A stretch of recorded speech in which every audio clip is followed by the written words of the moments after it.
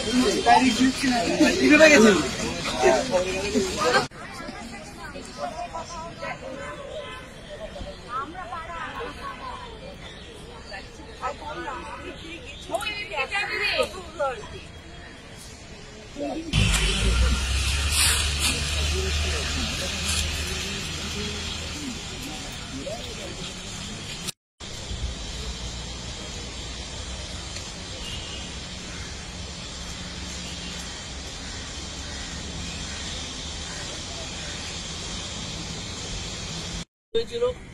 West Bengal kabaddi association এই মাঠটা ফেরত পাওয়ার জন্য 2013 সালে মামলা করে এবং সেই মামলার পক্ষে 2021 সালে ডিক্রি জারি হয় এবং সেই ডিক্রিটা আজকে এক্সিকিউশন করার কথা। অ্যাকর্ডিংলি ময়দান থানার পিএস তারা এখানে এসছেন, কোর্টের বেলিফ কোর্টের অর্ডার নিয়ে এসছেন, কিন্তু আজকে এটা পজিশন নেওয়া গেল না, শুধুমাত্র নন cooperation of the West Bengal state unit or state unit amateur kabaddi ফেডারেশনের জন্য।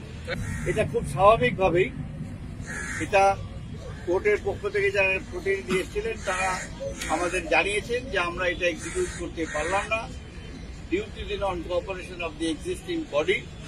আমরা এটা কোর্টকে আমরা রিপোর্ট করব যে matter are you subject to the matter is that the violation of the court order. Police তো কোর্টের নির্দেশটাকে এক্সিকিউট করার জন্য এসছেন, তারা ওই পর্যন্তই করেছেন, বাকিটুকু আমরা আবার কোর্টের কাছে অ্যাপিল করবো, আবার আদালতে চলে গেল। এবং আমরা যেটা চাইছি আমরা আইনের মাধ্যমেই এই খেলার মাঠের পজিশন যাতে রিটেইন করা যায় সেটা আমরা চাইছি না। শব্দ বলতে চাই, উচ্চারণ করতে চাইছি না ভাষাটাকে, বাট আমরা এটা বলতে চাইছি যে আমরা এটা এক্সিকিউট করতে পারলাম না। মামলাটা হচ্ছে এই মাঠের পজিশনটা রিটেইন করা। এটা যেটা বলছি যে নাম এবং অ্যাড্রেস ভুল। আমরা যখন 2013 সালে যখন আমাদের সাথে আদালতের একটা সম্পর্ক তৈরি হয়, ওদের সাথে একটা কেস চলছে, তখন কিন্তু এই মাঠের বোর্ডে ছিল আপনার ওই amateur kabaddi federation of India এবং স্টেট ইউনিট, তখন স্টেট ইউনিট ছিল। তা আমাদের তো স্টেট ইউনিটের সাথে আমাদের গন্ডগোল, কেস চলছে।